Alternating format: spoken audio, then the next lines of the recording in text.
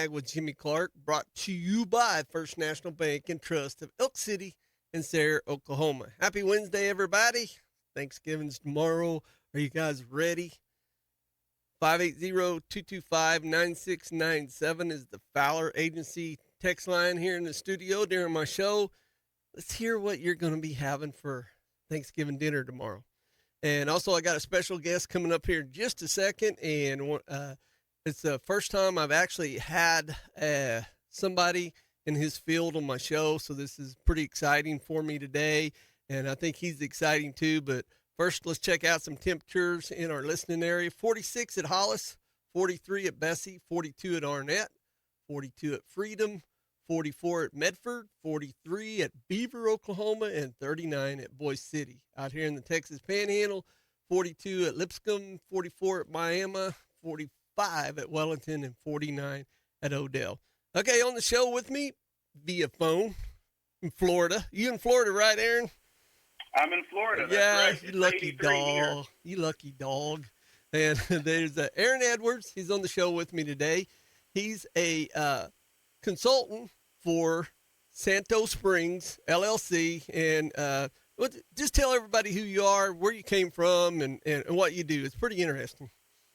Yeah, my name's Aaron Edwards. Like Jimmy said, I was born in Indiana. I'm originally from Indiana. That's where my dad's side of the family is. Now, my mom's side of the family is from Oklahoma. So I was actually graduated from high school in Enid. So I'm familiar with Oklahoma and live there as well. That's where mom's side of the family is. My life and my career has been split between production agriculture and the marketing side, and between the U.S. and Brazil. So that's kind of my background and what pays the bills for me today. And what I'm on the show for is just I work with farmers, ranchers in Brazil and in the U.S. and Paraguay, helping them navigate grain markets. So that's what keeps me busy, and look forward to talking about Brazil, talking about markets, and having this time together. Aaron, how is it to, well, first of all, let me ask you a question. And what about the craziness that we've been having going on here lately? With the markets. Even today got corn having a big swing up, but we were kind of punched in the gut last week, and beans are the most exciting market, but there's good reason to be afraid of the downside for the bean market as well, even though we've had a nice rally. Wheat's kind of been a little bit of a straggler, but I'm optimistic. I think we'll get better prices for wheat ahead of us. It's just been kind of slow to recover. So I think what's been driving most of the story has been, at least a lot of the story, has been the soybean market. It's kind of, will China buy beans from the U.S. or not? I think that's been a major driver. At least a lot of noise around that topic. Well, on speaking on that, on the beans in China and all this, I read these reports every day, and but what I did notice, the soybean farmers were up in the air, up in arms, and they were, and rightfully so. But I noticed the market just didn't hit rock bottom. I mean, it stayed around the upper nines and right at the 10 mark during all this tariff stuff. And, but if that had been wheat or corn, would it have been any different? Would it, because it's pretty cheap right now as it is, but the beans kind of hung in there.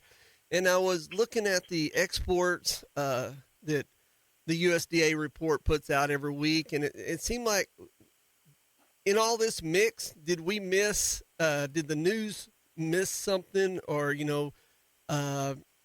was there more beans going to other countries that had made trade deals, but, not near as what China buys, but were they moving beans to other countries that usually weren't buying beans from the U.S.? Yeah. So, if you look at, if we just kind of were to summarize the soybean market in 2025, basically, if you look at board of trade prices, we're basically in about $1 range. It depends which contract you get, but we trade down to the lower end of the range, and we trade up to the upper end of the range, and then back down, and then back up. and it just got kind of boring until this last run up in November, and then we kind of broke out of that range, and we broke out of the range to the upside. So from kind of a technical standpoint, we're sitting right at support, and if we lose the support, I think we could give up the gains from November pretty quick, come back down into the middle of the range. But the bulls are saying, hey, beans are going to $12 on the board. That's where it's headed, and so far, like you said, the market is supported. As far as kind of more on the fundamental side, two positive stories and one negative story, right? So the two positive stories, number one, our soybean crush. So our domestic use of soybeans has been very strong, and that's good news. I mean, that's good news across the board. There's been a push for that. There's been an effort for that, and we're definitely seeing kind of that groundwork pay its dividends this year as we've had strong crush. The other positive story is exactly what you said. Sure, China hasn't bought as much as we'd like them to, but other people are showing up and buying beans. So we're exporting to other countries. That's positive. We're crushing. That's positive. What's negative is it's looking like it's going to be a tall order to hit that 12 million metric ton export that was kind of expected after Trump went to Asia and worked the deal. So I'm not sure if China's going to follow through on that 12 million metric tons by the end of the year. I have my doubts. Right. Yeah, that's a lot of material. That's a lot of beans to move in such a short period of time, anyway. And yeah, I mean we're at Thanksgiving. End of the year is right around the corner. yeah, I mean we're basically there. So yeah, I was looking at that. Oh, when I was getting my, like I said, I get my reports every day, and I was looking there. And I said, man, I don't know if they got the shipping capacity to move that much beans in such a short time. It's but it feels good that they're going to do it, whether they hit the deadline or not. And what about before we go to our first break? What about the bean crops? The bean crops in the U.S., according to everything I'm reading, was really good. What about down in Brazil? How's that work? How's it? Tell us about working in Brazil. How is that? Yeah, absolutely. So Brazil's actually bigger than the continental U.S., so it's a big place. Another thing that's different about Brazil is that it's big north to south. So if you think about the weather, if you drive 10 hours straight west, weather gets a little drier, but it's not all that different. You drive 10 hours straight north from Oklahoma, it gets pretty cold. So weather changes more north to south than east to west, and so you have a lot of variability in Brazil. So I kind of think about it as kind of South American as a whole. I kind of think about it as like two corn belts. There's the northern region, that's the Cerrado, bumping up against the rainforest. That's a very tropical climate. And then there's the southern part of South America, which is southern Brazil, Paraguay, Argentina. So you kind of have two major weather patterns. In a nutshell, what happened in Brazil was they got about a third of their crop planted early, and then they had dryness concerns and delayed planting. So they struggled with delayed planting. And then now they're getting back in the field. They're caught up, but there was a window of time where there was delayed planting and dryness concerns, and I don't think there's going to be a reduced crop just yet. But or another way to say that is their crop still could recover and they could have a full crop, but there's definitely some hiccups at planting. Right. And so when you talk about you work with farmers in the United States and Paraguay and Brazil, how different is it working with farmers in Brazil than the U.S.? Well, the first difference is the language, which I assume your listeners oh, know. I was going to guess that. I speak Portuguese. My Spanish isn't great, but it's for Paraguay. But a lot of the farmers in Brazil, a lot of the farmers in Paraguay have their first or second generation Brazilian, so they can, between my Portuguese and their Spanish, we can get our numbers straight on sales and whatnot. So The one thing I like about farmers is it doesn't really matter what neck of the woods they're in, and North America, South America. They're all pretty similar. And I come from a farming background, right? That's definitely my heritage, and it's just pretty simple conversations. How's the crop? What's going on? How's the weather? All the stuff that I'm sure your listeners like listening to, like dealing with them. The same coffee shop talk. The difference is that there's a couple of nuances on their pricing. In Brazil, they have the exchange rate to deal with. They have some basis swings that are a little bit bigger, but the nuts and bolts of what we do, navigating markets, risk management, helping them lay out an annual plan, hit their sales targets, hit their cash flow objectives, move their grain when it needs to be moved, get the best price you can. There's some tricks of the trade that are a little different, but it's really not all that different than what I do with guys here in the States.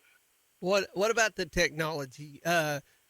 Farming in the United States, in the last 20, 30 years has just, it's like going to the moon, technology, with the auto steer and the GPS and all this stuff and planters that, know wherever seed is in the ground, blah, blah, blah, and all that stuff. I'm 60, getting ready to turn 64 here in February, and I just now got auto steer and GPS. And so, yeah, and I missed out. I'm going to admit right now, I was hard headed. I was like, man, I ain't spending that money. I just use the front top of my right tire and left top of my left tire. I'll stay in the rolls I need to be, But how's the technology down there? Is it about the same? I'm guessing. Yeah, they have all. Well, like I said, it's a big country, right? So you've got smaller operators, you've got operators that are in southern Brazil, and they have older equipment, and they're still very much like Jimmy. Well, maybe that's the case, right? They're just getting into GPS and whatnot. But most of the operators down there there's no lag. There's very little lag, if any, in technology between what you have in the U.S. and what you have in Brazil. A couple of differences is, especially, the scale is just bigger, right? The acreage, and when you get to a certain scale, the whole owner-operator model looks a little different. So you do have farmers. I guess I would say a lot of farmers in Brazil have kind of taken the step to where they function more like CEOs than like owner-operators. Like maybe they have, they're running 5 or 10 combines. So they're not spending their time on a combine. They're spending their time making sure the other, 5 or 10 combines keep running.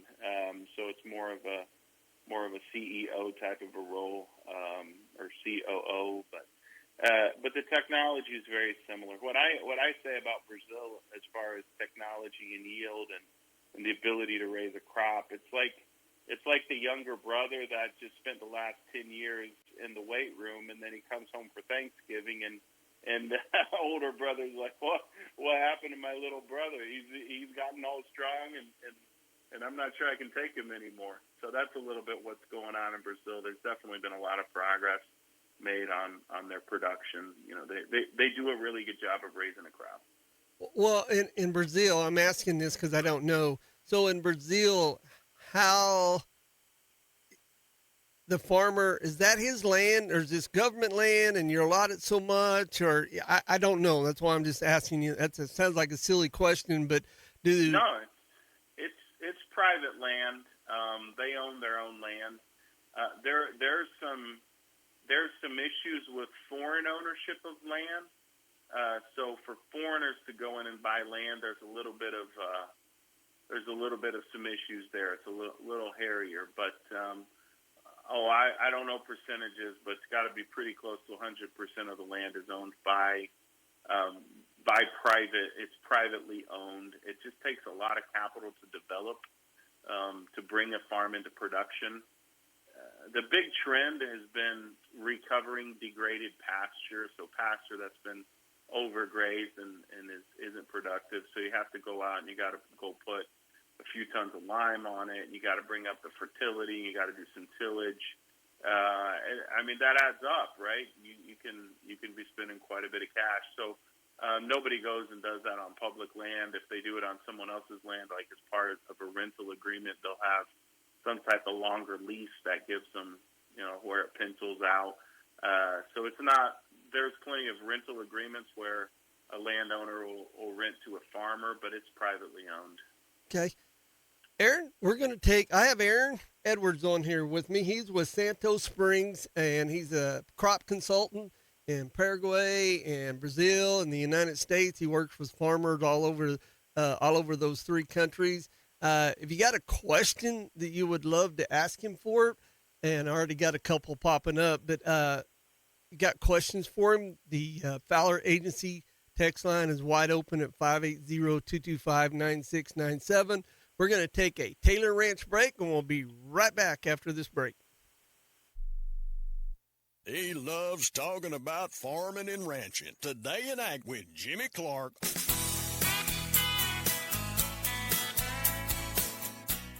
I think the best advice that I could give a young couple is to go sit down and talk to an insurance agent. I see a lot of young couples, they're just getting online. I mean, they're just clicking the button and clicking what's cheap. And, well, if I click this, it makes it a little cheaper. But if I click that, it makes it go up. Well, there's a reason why it goes up. You need to know what you're paying for. And if you're paying for it, you need to make sure you've got the right coverage. Another piece of advice I would give is when you go in and talk to that agent, you need to discuss getting some life insurance. It doesn't have to be me. Any agent can help with that. But a young couple, you need to go in and sit down and talk to someone and understand what you're doing. A term policy on a younger couple, it's a whole lot less expensive than what people think. And the younger you buy it, the cheaper it is. It's worth finding out how minimal that expense is because it's life-changing if it's needed. That would be my best advice. Hi, I'm Mickey Lively. I'm an insurance agent with Oklahoma Farm Bureau. My office is located in Greer County. Call me anytime at 580-782-3827. The holidays are here, and it's time to pull out all of your favorite things, like family, friends, and that brand new Cadillac you've had your eye on from Cummins Cadillac in Weatherford. At Cummins Cadillac, you can unwrap luxury this season with the new 2026 Cadillac Escalade, crafted for comfort, power, and pure holiday style with all the bells and whistles. Make this the season you shine in sophistication. Stop today and visit Cummins Cadillac in Weatherford, I-40 and Airport Road, or online at CumminsCadillac.com. On the golf tee, it's Skechers World Champions Cup. Watch it live December 4th and 5th on ESPN and ESPN Plus, 12 to 4 p.m. It's PGA Champions Tour golfers from all over the world. Team USA versus Team Europe versus Team International. Watch it live December 4th and 5th on ESPN and ESPN Plus, 12 to 4 p.m. The competition will be tense, but feet will be comfy. Tune in to Skechers World Champions Cup. Final round of golf on Sunday, December 7th on ABC, 1 to 5 p.m. You farmers like saving money on stuff you got to have? You can save instantly when you buy 2 or more eligible Bridgestone or Firestone ag tires at Blair Tire and Feed. Get $300 off all eligible AD, 2IF, and BF radial tires and Bridgestone radials. Get $200 off all eligible non-AD2 radial tires, and get $25 off Destination Farm and Destination Turf. Blair Tire and Feed at the Crossroads in Blair, Oklahoma. Save instantly on the tires you gotta have. Do you love the great outdoors?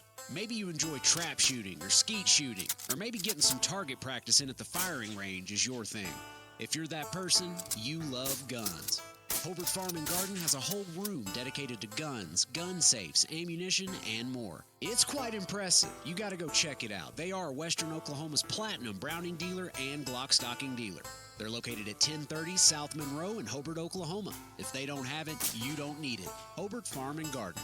It helps to work with someone who's been down the same road you're traveling. Someone who knows what you're up against and what you're going through. When it comes to farmers and ranchers, that's us. That's who we are. Our lenders know ag inside and out because we're producers too. We approach it like a partnership. We want to put ag producers in position to be successful. We're very laid back and easy to deal with. And people seem to like that. We think you'll like it too. I'm Marty Maddox. Great Plains Bank in Elk City is here to lend farmers and ranchers a helping hand. Member FDIC. Jim is all wound up and ready to go. Here comes more of Today in Ag with Jimmy Clark. All right, welcome back, everybody. Let's check out, before we get back with talking with Aaron, let's check out the Central Crop Care Services out of Hobart, Oklahoma. Grain market update. Currently, right now, December corn out of Kansas City, December wheat. I'm trying a new deal here, and I go in order. December wheat currently is at 5.19, up 5 3/4. March is 5.31, up 3. Wheat out of Chicago, December 5.32, up 5, and March is 5.43, up 3 3/4. Corn out of Chicago, December 4.30, up 6 3/4. March is 4.45, up 7. Soybeans for January out of Chicago, 11.31, up 6 3/4. March is 11.40, up 6. Soybean oil, December 50.71, up 41. Soybean meal, December 3.1760, up 60.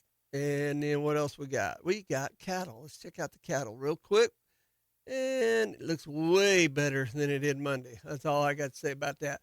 December lives, 211.30, up 4.30. February 213.10, up 5.77.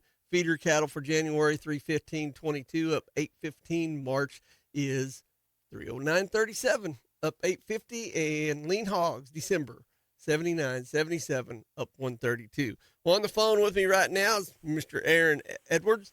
Welcome back, sir. Yeah, thanks for having me. Oh yeah, it's gonna. I got a feeling it's gonna take the whole show because I got so many questions for you. But first, let's get back to you. You're a crop consultant. What's your thing? Do you go see the farmers, or they call you, and what's your goal? What do you do with them? And just use the soybean crop. Do you do contracts? How's that all work? Perfect. Yeah, great question. So, in a nutshell, the farmer, if you're a farmer and you sell corn, soybeans, wheat, you've got three decisions to make: when you sell, how much you sell, and how you sell. And I help farmers answer those three questions. Okay. That's, in a nutshell, that's what we do. I like to get out and visit guys on the farm, but it's mainly just because I like being on farms. Just because I miss it. So you're a good salesman already. I could tell. If you like to be out on the farm and you're not just taking this order over the phone, that's a good thing in my book. Yeah, absolutely. I mean, pragmatically, I'm not doing crop consulting as far as making sure guys raise a good yield, or right. There's no agronomic side to what I do that I need to be on the farm, but I always like getting out. I mean, like I said, I farmed first. I managed the farming operation in Brazil, South America, for some U.S. investors. I was born into a corn and soybean farm and hog operation in Indiana, so it's just production ag that's where I came from. But pragmatically, what I do is phone and computer is really all I need to do, and that's the same with guys in Brazil. I guess the difference in Brazil is maybe I use apps like WhatsApp to talk to them a little bit more because it's cheaper or free instead of using the regular phone. But other than that, it's really not all that different. Right. Spend most of my days on the phone talking to people, unless, like you said, I get out and travel and go visit. So. Okay, so I'm going to give you an example. I'm Jimmy Clark. I call Aaron up and I say I got 500 acres of soybeans, and if everything keeps going right and Mother Nature and man up above is good to me, I'm going to average somewhere around 50 bushels an acre with my soybeans. And will you help me? What can you do for me to help me market my beans? Perfect. So here's what I've found works, right? No one has a crystal ball. I've not found any person or any system that with any degree of confidence can predict the future. Right. So I don't know what's going to happen in the market. I've not found anyone that does. But a good sale is a combination of the opportunities in the market with the needs of each farm. So the very first thing that I do, you say I got 500 acres, I got to sell this. We're going to run down through your operation. All right, do you have on-farm storage? Yes or no? How much of that can you store? How's your cash flow? Are you going to need this cash flow at harvest? Yes or no? How much you're going to need to sell? And then we go look at, your insurance plan. Or do you need to forward price? How much can you forward price? Some guys say I don't forward price anything. We piece it all together, and then we come up with a plan together of what's the best way to market that grain. And even though no one has a crystal ball, there's a series of things in the market where it's 60-70% of the time it's one way or the other. And what I say is, if you have a coin toss and you know it's going to land head 70% of the times, you guess head every single time, and you'll win in the long run. So what we do is we say, okay, here's the needs of the farm. We work this together. We have a plan, and then I come in with just the market knowledge to say, here's the best way for us to be mitigating your risk, making sure that you have solid revenue coming through the door, both from a cash flow standpoint as well as a pricing standpoint, so that you can keep your business afloat. So sometimes it's more important you're busy in the field and it's just I wasn't paying attention and I didn't make a sale, so it's my job to reach out to. Sometimes it's like, man, there's these opportunities that I didn't even need to know about to keep myself in the game without tying up so much cash, or sometimes it's just saying, listen, I know it's hard emotionally, but this is the right thing to do and we're going to do it. So there's the value it brings kind of depends on each operation as to whatever their their handicap is. But basically, if you build a portfolio that's tied with the best practices in selling grain, and then you execute that with discipline year in and year out, you're going to have solid results. I just help farmers do that. So is there an advantage of doing marketing with your soybeans with somebody like you by having on-farm storage? Is there advantage to that? Generally speaking, returns to storage are strong if you manage the grain sales well, but it's not a one-size-fits-all. So there's operations. I have customers that say, listen, I don't store. I'm not going to store. It just doesn't fit my operation, or I'm just not going to do it. And we just build workarounds to where you don't store. But I always encourage people, if you think about risk, right? If you forward price some, and if you store some, and if you have different strategies, if you have a lot of, just like you do with investments, right? If you have a series of different strategies that you're using throughout the course of the year, I call it a grain marketing portfolio. If you build a portfolio, that does two things. Number one, it keeps you from the extremes. I sold way too much. I didn't sell nearly enough. Keeps you from the extremes. It also allows you to be maybe a little bit more assertive or just execute with a little sharper, because okay, this is a risk that as a whole, the odds are in my favor. I'm going to step on the gas here, and I know that this is the right thing for this part of my portfolio of grain sales. So a lot of times people go to extremes. Hey, I'm never going to use a hedge account. I'm never going to store. I'm never going to forward price. But then if you're left selling harvest lows, that's not much of a plan. So it just helps them build a strategy and then execute that strategy. And I always say, if you're making the right decisions, just keep making them, and the results will come. Usually it's pretty quick, a couple of months, but it doesn't take long to get grain sales on the right track. Okay. Well, before we go to our next break, because I ran a little long in that first segment, I need to go ahead and take another one. I got a question for you off of the Fowler Agency text line.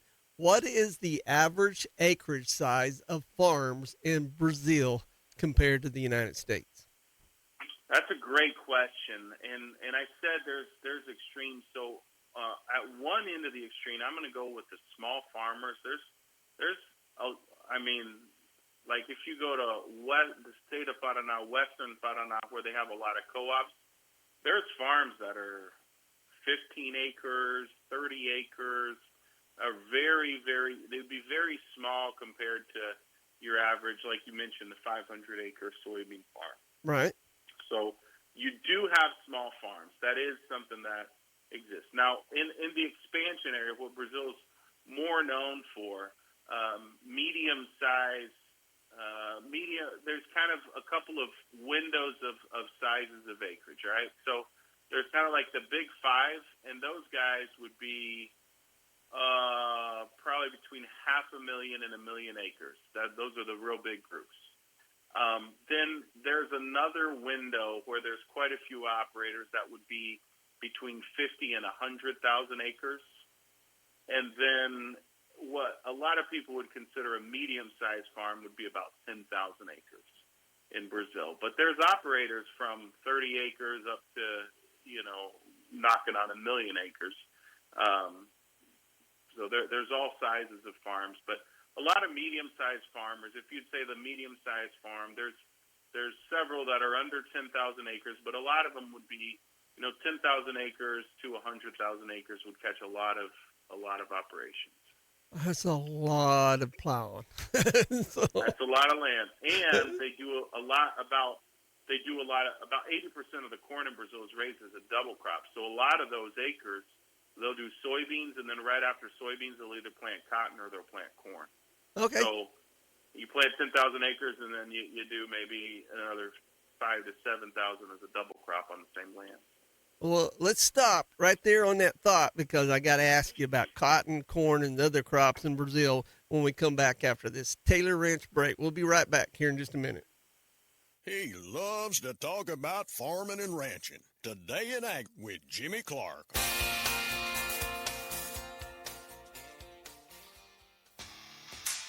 Listen up.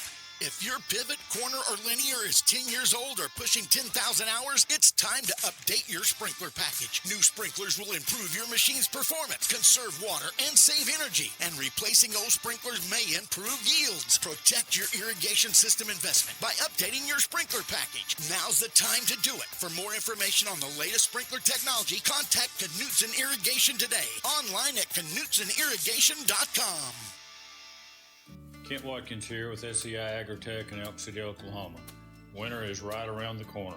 Don't wait to secure the best nutrition for your herd. Call now to book your winter contracts for cattle feed, including our premium Mix 30 liquid feed. Give your cattle the edge this season and make sure they stay healthy during the cold winter months. Call us or stop by today here at SEI Agritech in Elk City for all of your feed needs. Follow us on Facebook for updates and more information. You're already grabbing your jacket when you head out the door. You know what's coming very soon. Don't wait to winterize your vehicle. Anti-freezer wiping fluid, battery charger to keep in the car, engine starters, flashlights, rechargeable hand warmers, WeatherTech floor mats to keep the ice and snow off your floorboard, D-Gel diesel, scrapers, and de-icer. And those gloves, because the fingers are the first to get cold. You know who's got all this. Napa Auto Parts of Elk City. 716 West 3rd. I've banked First National my whole life as an ag producer. We understand. I'm over here in Elk City. Monty's over at Sayre. We're both operators. We have a real-life experience on the situation. If times are tough, it's not just for our customers. We feel it too. When it's dry, when rates are up, we're able to communicate with management and everybody, hey, this is a situation. Our customers feel comfortable knowing that we get what they're talking about. I'm Jason Redd, and I help make the difference at First National Bank and Trust of Elk City and Sayre. Member FDIC. Next spring, you'll fire up the tractor, turn the earth, plant the seed, and be on your way to another harvest. If you take care of your tractor right now. Before you put it up, do the maintenance so you'll be ready to go next spring. Everything you need to keep your tractor performing is at Camrock Supply. All the grease and hydraulic fluids and filters. All the nuts and bolts, all the tire patches. All the stuff is at Camrock Supply. All of it. Next to Fred's Steakhouse in Elk City. When it's time, make sure your tractor is ready to go. This is the Elk City Livestock Auction Market Report for Friday, November 14. 1,599 head were sold. 4 head of steers at $475 brought $420. 8 at $509 brought $395. 5 at $549 brought $375. 3 at $657 brought $335. 10 at $720 brought $334. 12 at 725 brought 348. 7 head of heifers at 398 brought 382.50. 3 at 500 brought 335. 4 at 526 brought 342.50. 3 at 607 brought 342.50. 11 at 628 brought 282. 4 at 876 brought 288. Butcher cows 20 to 173. Butcher bulls brought 134 to 192. Bred cows 1625 to 4200. Pairs brought 4200 to 4450. Elk City Livestock Auction 3202 South Highway 6, Elk City, Oklahoma. Sale every Friday at 9 a.m. To consign, call Brandon Hickey 580-497-6095. He loves talking about farming and ranching. Here's more of Today in Ag with Jimmy Clark.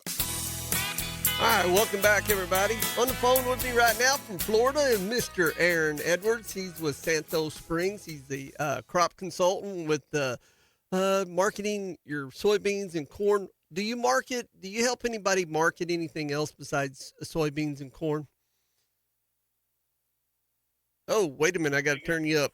My bad. Can you hear me now? Yeah, can you hear me? There we go. Did you hear my question? I'm sorry. I did. So, corn and soybeans has the most overlap between the markets that I'm in. U.S., Brazil, Paraguay. So that's definitely my focus, just because it's more efficient from my standpoint that you kind of zero in on those crops. But I definitely have customers that need help with other crops because they raise other crops, and so I work with. I have farmers that in Brazil that raise, coffee and sugarcane and obviously in the States also wheat, and in Brazil wheat, and livestock. So anything that my customers work with and they need help with, I work with those crops with them. Corn and soybeans is kind of the meat and potatoes of what I do, just because there's the most overlap. But through my customers, I work with some other markets as well. Well, you do a Friday report. Tell everybody about that Friday report and how they can sign up to get that Friday report. I had to ask you that before I forgot. So we talked a little bit about kind of what pays the bills. That's the consulting side. But since I am talking to guys down there throughout the week, I get a pretty good feel with what's going on. So every Friday, I put together just a complimentary service. I turn on the camera and talk about what's going on. It's the Friday Field Report South America. And like I said, that's a complimentary service. Goes straight to your inbox there in the email. You got signed up. That's actually how we got connected. So the easiest way to sign up is probably on social media with either through Facebook or Instagram. But you can also, you could share my email too if that's helpful. But just you go to Santos Springs and look for the web page on Facebook. You'll see the videos of Brazil and all sorts of good stuff, and there will be links that you can sign up there. So. Okay, at the end of the last segment, you was talking about coffee, cotton. Cotton. Yeah. So what's it like dealing with cotton? Or not cotton, but coffee. How's that work? How's the coffee deal work? Is it no different than any other crop, I'm guessing? Yeah. So I'll tell you from the farmer standpoint, because that's where I know it a little bit more. So the coffee, there's a lot of places have done a real good job with branding and markups on coffee, like Colombian coffee or whatever it is. But the farmers who I work with, they're typically just selling coffee as a commodity to somebody that's going to add value to it and export it and send it over. So it's not your high dollar premium stuff. It's the coffee that's going either to Europe or the U.S. and someone else is going to package it and process it and deliver it. So they sell it as a commodity, usually through local co-ops or local buyers. And the reason they do it is either because they've done it forever or it works into their geography or their rotation. They have some land that works for coffee. So that's that. Cotton, I think you asked about cotton as well. You're right. Cotton is a little bit different because a lot of the guys, they'll do cotton after soybeans. So that's a high value cash crop. But you have to realize that the insurance market in Brazil isn't nearly as robust or as confident or as efficient as it is in the U.S. In the U.S., insurance is, a lot of insurance is priced at a level that it just makes it's kind of a no-brainer not to do it. In Brazil, they just don't have nearly as good of a legal system, and it's just the insurance market in Brazil. It's not that it doesn't exist; it's just a tougher market. So it's a high-value crop, typically somewhat uninsured, and then they have to hold to really get good value. A lot of times they need to hold their bales for a long time. So it's a very cash-intensive endeavor in Brazil. It is in the U.S. too, and I know some of those risks will resonate in the U.S. too. But it's a very high stakes, but also high margin activity in Brazil, the cotton, and so it's usually basically the cotton guys. They've either when they step out into cotton, either they have a couple good years and then they're set and they're well on their way. But I know plenty of guys that have planted cotton and hit it wrong, and that was a costly mistake for them. So. I'd like to get one of those cotton farmers down there to meet up here with our guy we call here locally. He's called the Cotton King. Oh, that'd be great. Yeah, no, you don't know our Cotton King. I'm not sure. It probably would. It would be fun, and but it'd be good. So, but what other crops in Brazil? We've talked about coffee, cotton, corn, soybeans. So, do they do any wheat? They do any peanuts? Do they do? Obviously they've got cattle down in Brazil, so I'm sure they do hay crops and stuff like that. And what other thing? One that I wanted to ask you is, do they have agencies down there like we got our FSA here? Do they have agencies down there helping track all these, or are they just on their own down there? So answering the first part, they have all of those crops you mentioned. They have. If you look at the export market, if you look at who's the biggest export, Brazil's on the podium. They're one of the top three in corn, soybeans, cotton, coffee, sugar, orange juice concentrate, beef, coffee. I don't know if I mentioned coffee, but coffee also. I'm sure I missed one, and they're a gold medalist in a lot of those. They're the number one exporter of a lot of those. So there's definitely diverse ag. There's a lot of potential still to grow in Brazil. So in some ways, Brazil is just getting started. They have a lot that they can still add value to. Now, as far as agencies, the government in Brazil does not offer very much support. They had historically the most support they've gotten from the government was like a subsidized interest rate, which did help a lot, but even that's been cut off the last couple of years. So they don't get hardly any help from the government. And the government doesn't track stuff nearly as well. That's why solid information out of Brazil is a little bit of a landmine getting reliable information, because you're never sure exactly what you can trust. And again, you mentioned the Friday Field Report, but I think that's why a lot of people like that so much, because it's just the boots on the ground view, straight to the point of what's actually going on down there. So, but the official data, they do have agencies like CONAB is similar to the USDA. Yep. And they put out some reports. Some of their reports are solid. Like, I think that they do a pretty good job with their planting progress information. I think they do a decent job, as good a job as you can. I mean, kind of like the USDA, how good of a job do they really do at projecting the crop? But they do a decent job there. But there's a lot of info. You have a lot more information in the U.S. and a lot more precise information in the U.S. than you do in Brazil. What we're seeing in Brazil is the trend of like geoimaging and kind of playing leapfrog on the government and going straight to satellites and satellite imagery to be able to estimate yield and all that. And I think that's where I think they'll just play leapfrog, and that's when we'll actually have better data out of Brazil. It's when it's all satellite imagery and geoimaging and all of that stuff. But we're not quite there yet. At least I'm not fully confident that reflects what's going on. At least not at a level of precision that I'm comfortable with. Okay, well, we're going to stop right there. I'm talking to Aaron Edwards with Santos Springs. He's a crop consultant for marketing your soybeans and corn and other crops. And we're going to take our last break, and we're going to come back, and we're going to finish up. And, man, it's been great, Aaron. I can't say thanks for taking time out of your wonderful day in Florida. I hope you're not sunburning or nothing down there or something like that. No,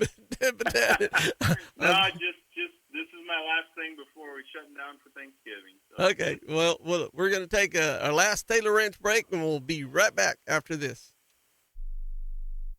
Oh, Jimmy's all wound up and ready to go. Today in Ag with Jimmy Clark.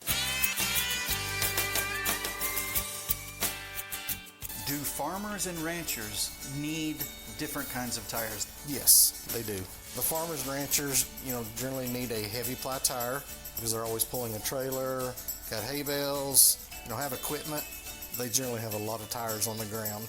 Trailers and trucks and equipment. Is the lifespan of their tires different from a regular passenger? Correct. Yes, they are. They generally are a little bit less just because they are abused more than an average customer. They need a good set of tires because if they're down for a day, they're in trouble. It is costing them money. They should go to L&R Tire. We have them in stock and we know what they need. Why have they used you through the years? Good service. Like I said, we always generally have the tires in stock and we treat them with respect. L&R Tire, 1204 South Main, Elk City, Oklahoma, the home of Bridgestone Firestone tires. At L&R Tire, we'll take good care of your vehicle.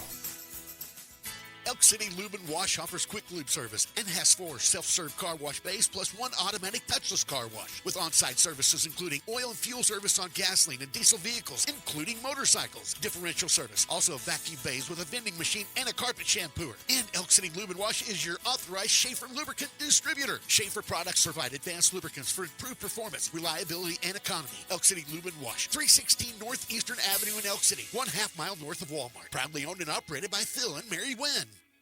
You don't want to let your cotton set in the field day after day waiting to be gin. Now to better serve you, the cotton farmers in Oklahoma and the Texas Panhandle, Lone Star Gin has processed over 540,000 bales of cotton. They've got locations in Pampa, Texas, and now in Burns Flat, Oklahoma. Lone Star Gin has the ability to process over 2,400 bales per day. All they do is gin cotton. Go to LoneStarGin.com for more information, and you can find them on Facebook. Help us celebrate Black Friday all month long at Windy Nissan with great deals on new and used vehicles with nearly 200 to choose from, interest rates as low as 0%, payments as far out as 90 days, payments as low as $199 a month on select used vehicles. We truly have a little bit of something for everybody. We've got brand new Frontiers with 6-inch lift kits, leveling kits, off-road wheels and tires, cold air intakes, exhaust. We have used cars as low as $69.99. Gas mileage as much as 40 miles per gallon on brand new Nissan Versa. Rebates as high as $5,000 plus discount off new Murano and new Nissan Pathfinder. It's Black Friday all month long right here at Windy Nissan in Elk City, Oklahoma, your hometown dealer. Windy Nissan is now offering Sunbit financing in our service department for service tickets as low as $400 or up to $10,000. Interest rates starting as low as 0% and finance terms as long as 72 months at Windy Nissan, your hometown dealer. Black Friday all month long. As a farmer or rancher, you're always looking for ways to save time and money. The Apache Hay Wagon from Everett's Welding in Visay, Oklahoma will help you do just that. The Apache Hay Wagon eliminates 80 to 90% of hay waste with its unique design. It hauls multiple bales, saving you time and money. Go by Everett's Welding today and ask to see the Apache Hay Wagon. You'll be glad you did. You can also visit them online at everettswelding.com. Oh, Jimmy's all wound up and ready to go. Here comes more of Today in Ag with Jimmy Clark. Hey, welcome back, everybody. Here is your Hobart Farm and Garden ag weather update for southwestern Oklahoma. Pick the town of Hobart. 46 degrees, feels like 43, dew point's 21, humidity's 36, the winds are out of the east-northeast at 6 miles an hour, 43 100ths of an inch of rain in the last 10 days, sunset at 5:26, 3-day average 4-inch bare soil temperature, 56 degrees, decreasing clouds today and 53 for a high, mostly clear and a little chilly tonight, 30. And tomorrow, Thanksgiving Day, no wind, mostly sunny, and 57 degrees. Hey, the new penny news is coming out, and I got a sneak preview of one while ago, and you guys need to really pick up your copy of the penny news this week. Atwood's insert in there is huge this year, or this week, and Black Friday only coming up. Right on the front page of that insert, there is a 20% off one regular price item. So if you got a gun safe, or you got a rifle, or you got some panels you want to buy, or some fencing, or cow tank, horse tank, 20% off of any one regular priced item. How's that? Check it out. It's in the penny news this week. On the phone with me right now is Mr. Aaron Edwards he's speaking on the phone from me from Florida. How'd that forecast sound to you, sir? Sounds a little chilly. I bet it did. And I bet, since you graduated high school at Eden, I bet you never heard the word Atwoods, have you? Oh, I actually think I went to school with some of the people from there, so very familiar with Atwoods. Oh yeah, they're the lifeline of the farming and ranching industry out here in Oklahoma. So, but there's absolutely. No, it's been really good talking with you, and we got about 5 minutes left here, and I wanted to see if there's anything you wanted to tell our listeners out here, especially our farmer, about marketing their grain, whether it's soybeans, corn. Tell them how you'd like to help them. Is there anything you'd like to tell them out here? Yeah, absolutely. So, I mean, if you're interested in ag and knowing what's going on in Brazil, I think the no-brainer is just sign up for the Friday Field Report. And if you've got decisions to make on selling corn, selling soybeans or wheat, if you have to make those decisions, if your revenue is tied to selling your grain well, just reach out, get in touch. Let's talk, see if it's a fit. If not, no harm, no foul, but it's at least worth a conversation. So don't hesitate to get in touch, and let's troubleshoot your farm a little bit. If you like working with me, good deal. And if not, you'll still be getting updates from Brazil. Yeah, I mean, if I had some soybeans, or I could grow some out here, I'd already be talking to you. You'd sign me up. I'd just tell you, sign me up, help me out here to marketing. But there's a lot of people, especially in the northern part of my listening area, and in the eastern part around Hydro and up in that area, they grow a lot of soybeans, and hopefully we touch base with someone around here to talk about it, because it's just, I mean, our markets, row cropping right now is not the best in the around in the United States as far as I'm concerned, and it just, everything's at a low. We were doing pretty good with the cattle until about a month ago, and then somebody spoke up, and our media didn't help either, and it's still good, but it could be better. But that's the old farmer and rancher saying, man, it was all right, but I think it'll get better kind of deal. But since you love being out on the farms and stuff down in Brazil, where they've got the weather where they can double crop and stuff like that, is that going to hurt them in the long run? Just keep double cropping?